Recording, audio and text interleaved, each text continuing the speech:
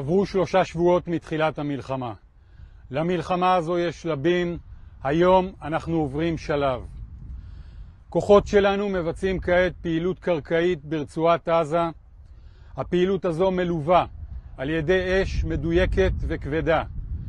אלה נועדו לשרת את כל מטרות המלחמה: פירוק חמאס, ביטחון בגבולות ומאמץ עליון להשבת כל החטופים הביתה. עד כה ייצבנו את קו ההגנה, תקפנו, לאויב יש מאות רבות של הרוגים, תשתיותיו מושמדות. המצב בעזה הוא תוצאה של מעשיו הנפשעים של חמאס, שם האחריות. מיטב הלוחמים והמפקדים מאומנים ומוכנים היטב, פועלים כעת בעזה. פגשתי אותם בימים האחרונים. כולם חדורי שליחות ואמונה בצדקת דרכנו, הדרך של מדינת ישראל. גם ביממה האחרונה המשכנו לתקוף, להשמיד מפקדים בארגון הטרור חמאס, לפגוע בפעילים, לפגוע בתשתיות, גם על ידי הכוחות הקרקעיים עצמם שפוגשים אויב, וגם על ידי מערכי האש שתומכים אותם, מהאוויר, מהים ומהיבשה, עוטפים אותם במודיעין על מנת שיהיו אפקטיביים יותר. אנחנו עוקבים אחר ההתפתחויות האזוריות ומוכנים לכל תרחיש.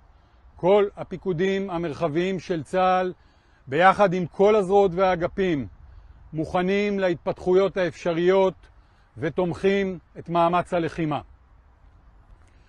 בגבול הצפון אנחנו במוכנות גבוהה מאוד למנוע ולסכל ניסיונות של חיזבאללה לפגוע באזרחי ישראל או בחיילי צה"ל, כפי שעושה פיקוד הצפון בהצלחה בימים האחרונים.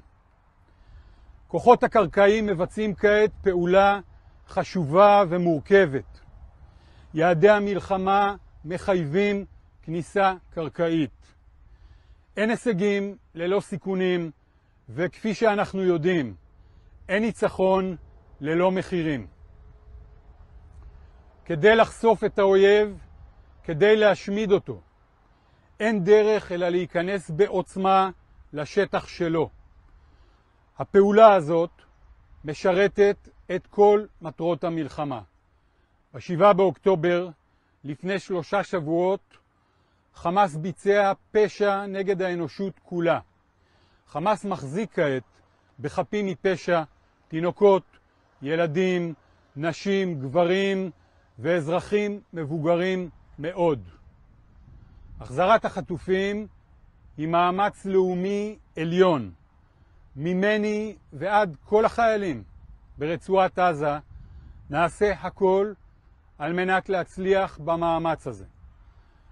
ליבנו וכוחנו עם המשפחות ועם החטופים.